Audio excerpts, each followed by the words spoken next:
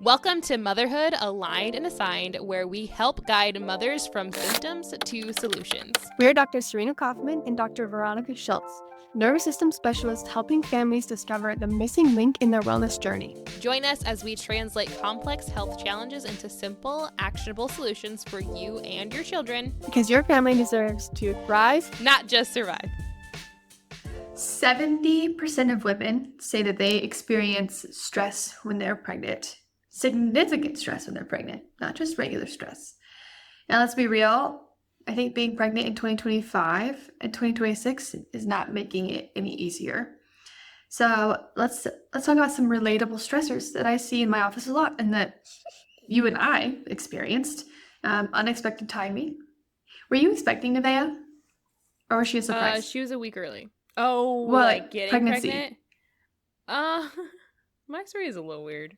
Okay. We had lost before her, and then we were like, okay, well, it's just not in the cards for us to get pregnant. And then we got pregnant pretty quickly after that. We were like, oh, okay, we're doing this again. So, yes and no. Were you expecting your first pregnancy? Yes, we were. So you chose? You're like, yeah, let's have a baby in chiropractic school. We can talk about that another day, but yes, I did. Okay, I didn't. It was 2021. Wait, was it 20? No, it was 2020 when we got pregnant. Both of us, right? Mm-hmm. Yeah, close. Yeah. I had at the end of 2020. Height of the stressful COVID era and surprise pregnancy on my end. So unexpected timing was big for me. And then for you, for fertility struggles, pregnancy after loss, that was huge for you, right? So that's a really weight that you carry into your next pregnancy, and a stress of, is this baby, are we going to make it all the way through and get to meet this baby in a light, right? And then financial stress. There's also, I see a lot of women who are kind of stressed that their providers are burnt out and not giving them consistent information. And then fear of birth trauma, those kinds of things, right? So there's a lot that can stack up on us that's mostly related to pregnancy stress, on top of all the other stuff that we're already navigating in our life, right? So what do we do with that? Well, actually, this is pretty good timing because I just have a newborn that's kind of onboarding with us, and mom was telling us about how she just had a very, very, very stressful pregnancy. And she's like the perfect example of how this works and how different our babies can be with this episode where we're talking about fetal programming, right? Because this is her 5th kid. And she was like, I feel like I'm doing this for the first time because my baby's fussier. Her labor was harder. It was like the hardest of all 5 of my children. Recovery was harder. She was just feeling like everything was just harder. And it was because unfortunately, her and her family went through a very, very, very stressful period. Her entire pregnancy, honestly, actually, her water broke before she was ready to give labor because of a stress that, something that triggered the stress in her life. So it just really goes to show, it's like a double-edged. Speaking of our miracle babies, here's mine.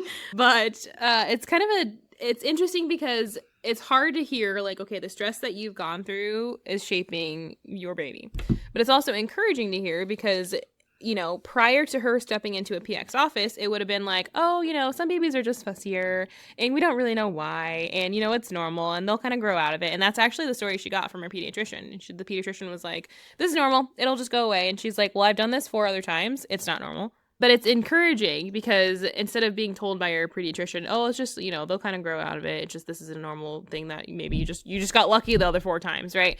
We said, actually, the stress that you went through was pretty significant. And so let's kind of release that from the baby's system. And then hopefully we'll get to release it from mom's system in just a couple months. How long has that baby been under your care? Yesterday was her new patient. Oh, okay. So story's unfolding. Yes, the story is unfolding. Yeah. So Dr. Veronica, what kind, or do you know, was this mom expressing any other stress in pregnancy? Like I see often when they're stressed, it's not just stress, they're also say, oh, I also was exhausted and had heartburn and insomnia and extreme nausea, but those are normal. Does she say anything about that for her pregnancy with this baby? She didn't really talk a lot about her pregnancy. She mostly just talked about the external stressors in her life. We didn't even really get to that part. I think this mom was just so overwhelmed that I didn't want to like dive too deep into things, into how things went for her, because she was also just here for baby, and baby was fussing like the whole time. So I didn't get into the details of that, but I do know that she just felt like overall the pregnancy just felt harder. And she was fortunately enough still able to advocate for herself, because her water broke and they were like, you need to get the baby out now. And she was like, no, I don't. So good. I was like, way to go, mom. But essentially, they just made the whole thing more stressful because, now she's fighting with her providers on what to do and what she should move forward with. She was kind of asked to take Pitocin and she kind of had to reject it, which I just think is crazy. The fact that, I couldn't even imagine. I've had home birth, so I don't know what that's like. But having to advocate for yourself in such a vulnerable time just sounds crazy to me. But anyway, she was able to do that where she didn't need any extra. She still had her baby naturally without any extra, because she just knew that wasn't great. But then noticed some just differences in this baby compared to others. And she just said, and that makes sense because I was super, super, super stressed for this pregnancy.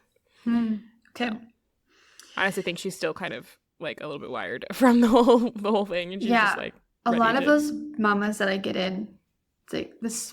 I slowly gather their story, especially as baby's calming down and regulating, and like, oh, we have time to share, right? And not just like at the beginning of those. Sometimes like baby is just taking up all the noise of the room. So like, okay, I'm gonna say what I need to say so that you feel confident in what I'm doing, and then that's it.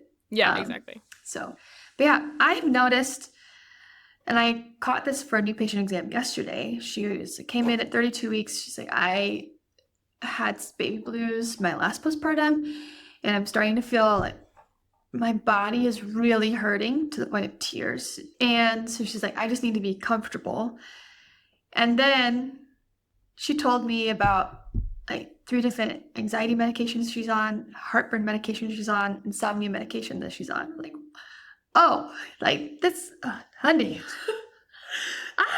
Let's back up. How you got some more unpacking to do. Yeah, it's like, I would love to get you out of pain, but also I would love to set you up for success in this next postpartum experience, and that it doesn't have to be anxiety, like a severe anxiety postpartum situation. Yeah. Because that's a lot of neurological soft signs that your nervous system is not firing well, right? Like you're not resting well, you're not digesting well, period. But and I've just noticed again and again that that's a pattern in moms. And like our background story is that like, oh, in pregnancy, like we have all of these pregnancy medications because it's so common. But I'm starting to see that, I didn't experience those things. I didn't get heartburn, but I was like, oh, it's because you're tall. And I didn't get significant insomnia. It's like, oh, you're just lucky. I had a good birth. Like, oh, good for you. You're just tougher than us. Like, and so I don't think so. I think what I see is that women they come into pregnancy already stressed, right? They already have chronic headaches. They already kind of have trouble sleeping. They already have like a variable tummy issues, right? And then pregnancy is just tips the bucket of like, oh, pregnancy is physical, chemical, emotional stress all in one human that you're growing, right? So it overfills all of those categories and can push your gas pedal on even more. And I'm just seeing so much clarity in that in my office right now of, oh, these things often happen together. Usually women aren't just experiencing insomnia, they also have heartburn and digestive issues. So that's been very interesting. And it's something that I now can, with a lot of confidence, that it came up when I've seen these things. It's something with confidence I can say, okay, I'm seeing this puzzle come together and we can unwind that stress for you together. That's really exciting because there's more to your story after you have baby, right? It's not like you have baby and everything is fine. It's like, oh, you have baby and now, for me, the real test started of what is your capacity and what is your resilience and adaptability with less sleep. And you're still nourishing an entire human being and using a lot of energy and expected to operate fully functional in society.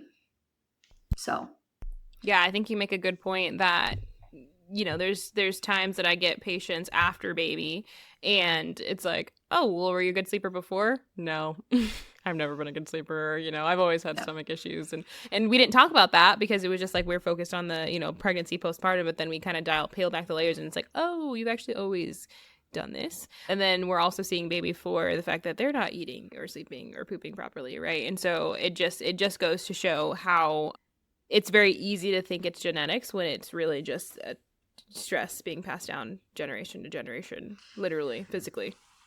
yeah, it can be that of like, oh, well, I'm not a good sleeper and my mom wasn't a good sleeper. Or like, I have tummy issues, so they probably have tummy issues. Like, there's genetics. And then sometimes people don't connect the dots that they're the same. Like, your insomnia is very similar to your baby not sleeping more than 1 hour at a time. Your heartburn is the same as baby's reflux, right? It's that, oh, this is perfect transition. Look at this. It's that your nervous system is teaching their nervous system how to express itself, right? And this can be beautiful. We've talked about this before, right? So as we're developing, baby's nervous system mirrors ours to how Veronica had said it beautifully a few episodes ago, is that this is teaching us and priming us of what kind of world we're coming into, which can be a very, very good thing.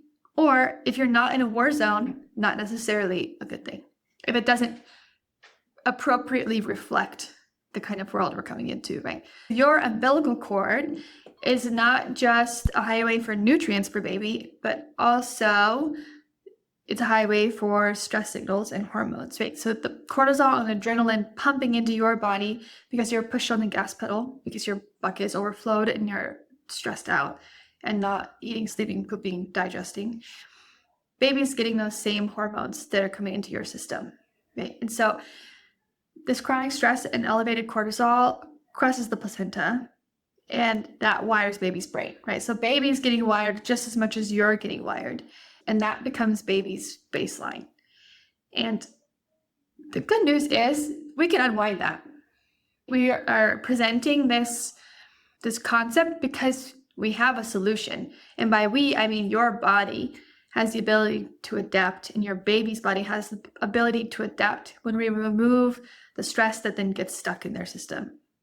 Yeah. Yeah, and if I can just interject too, I think Please. before we go into like the, you know, how we help and how we can regulate all of that, I love how you're headed in that direction, but I just like to show what this looks like, even more so than you kind of already touched on. It's like your acid reflux is just like the, you know, the acid reflux, you know, the spit up that your baby is having a lot. And so to put it into like anatomy terms, we've got the amygdala, which is your fear center. It kind of tells us, are we safe or are we not? And if we're not safe, what should we do about it, right? It actually grows larger and is more reactive in high stress wombs. So picture that, like literally the way that the brain is physically forming is actually bigger, because it's like, okay, if we're gonna have to use this thing more than the average bear, then it needs to be bigger, right?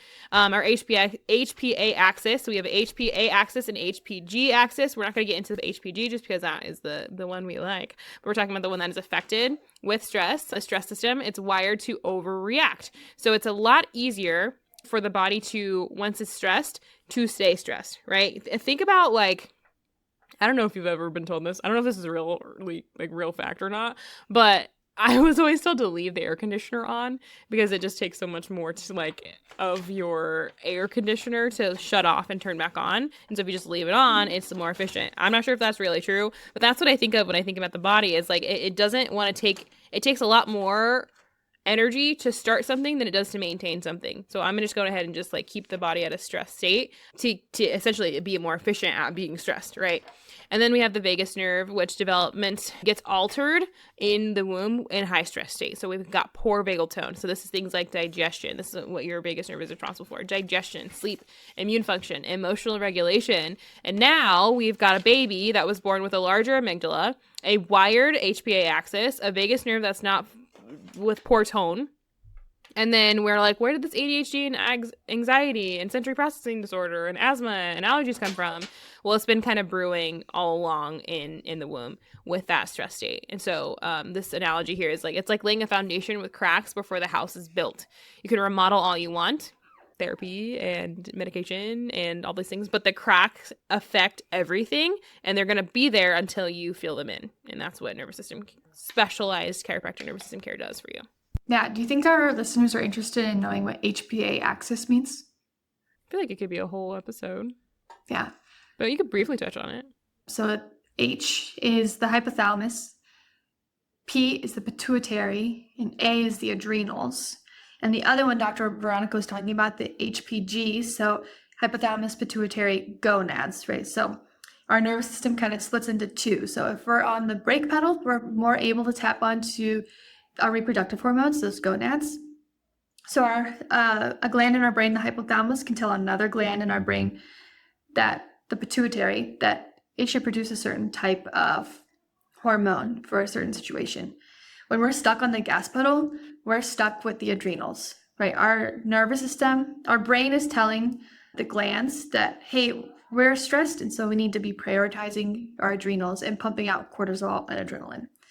And that's really important for me to understand of how an external information is getting transferred to an electrical signal that's getting transferred into a chemical signal that's impacting our physical body. Because that cortisol and adrenaline creates inflammation, stress, tension, those kinds of things, right? And if we're prioritizing those chemicals and hormones, we can't be prioritizing as well the digestive hormones, the sleep hormones, the immune system hormones, and then it creates a lot of noise for emotional regulation, right? So that's how stress translates into physical symptoms that then translate back into stress.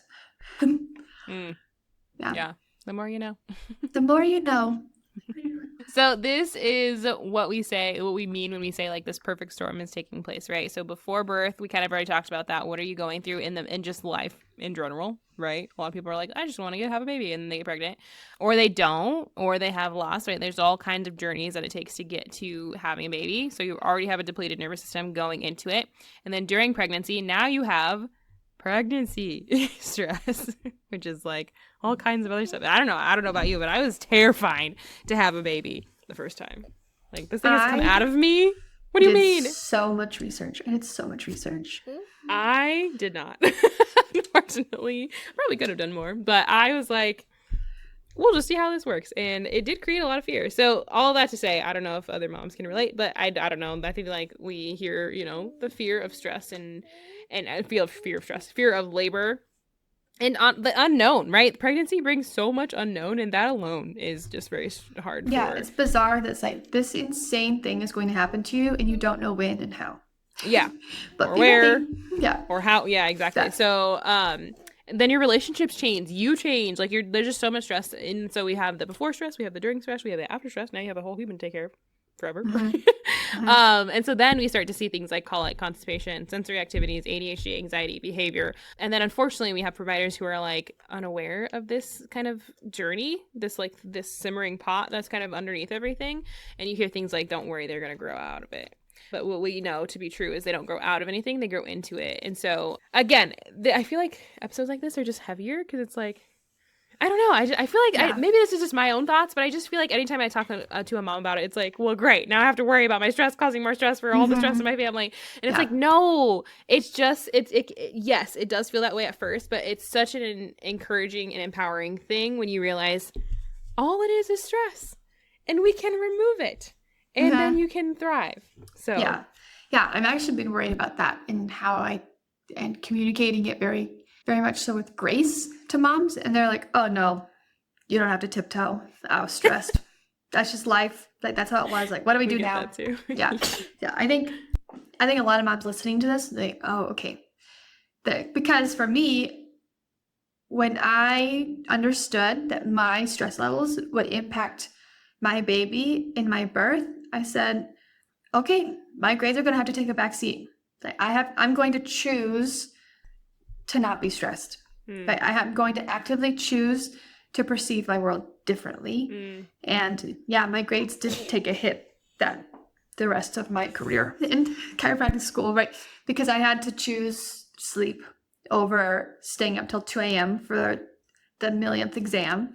And I had to choose peace over like clinical stuff and those kinds of things. And so I think it can be good information of like, hey, by the way, your actions and the way you're choosing to perceive your environment, because stress, no matter how you put it, is how you perceive your environment. That was a call to action for me when I was pregnant. And then even more so in my second pregnancy and postpartum. So I think it can be empowering information. And then what I say is like, life happens too, right?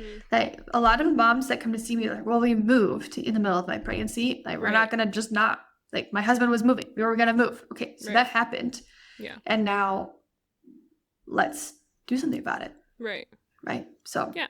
Yeah, I like this. It says, you know, you can't eliminate all stress, but you can change how your body handles it, right? Yeah. That's the number one thing I hear. I feel like it's more of like the older generation, but sometimes I hear it in other people. It's like, well, what do I do about my stress? I can't change it. I have this high stressful job, or I have this, you know, blah, blah, blah. And it's like, yeah, I mean, I guess job is a bad example because you can't change that. But you know what I mean? If you really want to. You can. Yeah, you know, a lot of people feel like they can. But Veronica coaching kingdom, if you can change your job. Yes, you want to. It's just, I feel like it's so many people identify with their job. Yeah, so it's like it's a hard conversation to have. Yeah. But all that to say, you can change all those things. And most people like they can't. They feel like they're stuck with what they got. And I would actually say you shouldn't change your job until you address the internal stress. We think that stress is external, and if we just dial out all the noise, right? Maybe when the kids get older, or maybe when my job calms down.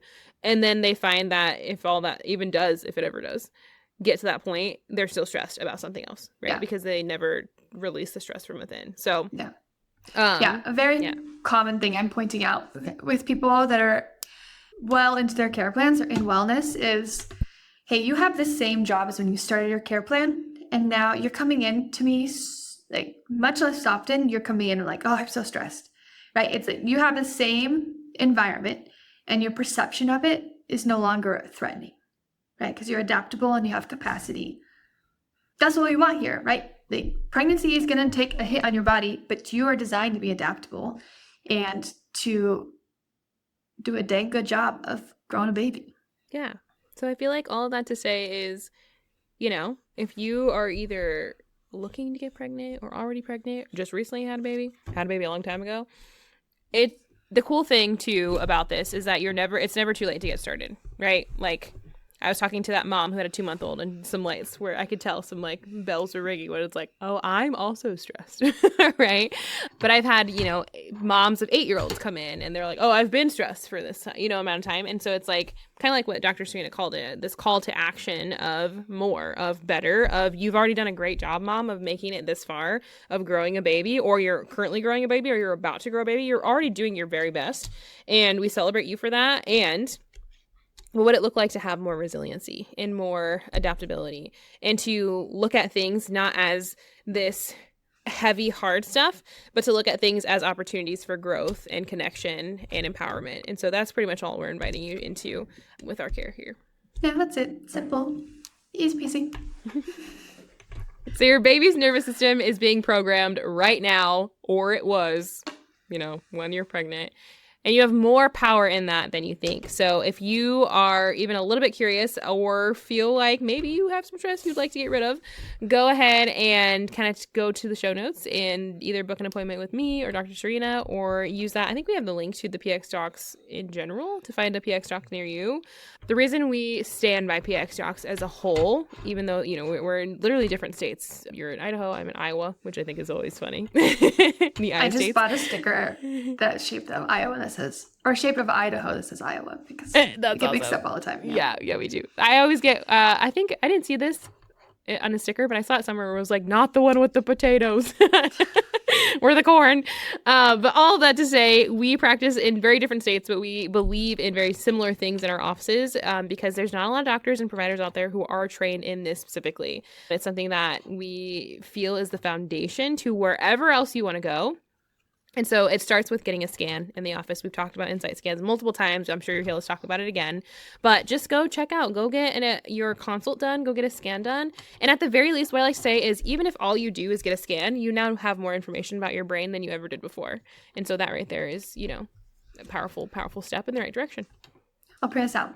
Dear Lord, thank you for this gift and power that you've given us to grow more of your creation. That is an amazing blessing and responsibility. Please guide us in how to care for your creation well, starting with our pregnancy. In your name I pray. Amen. Amen. Thank you for joining us on Motherhood, Aligned and Assigned. We hope today's episode helped you connect the dots in your family's health journey. Remember, this is where nervous system health meets motherhood wisdom. Until next time, we're Dr. Veronica Schiltz And Dr. Serena Coffman, supporting you as you nurture your family's well-being. because when you're aligned, everyone thrives.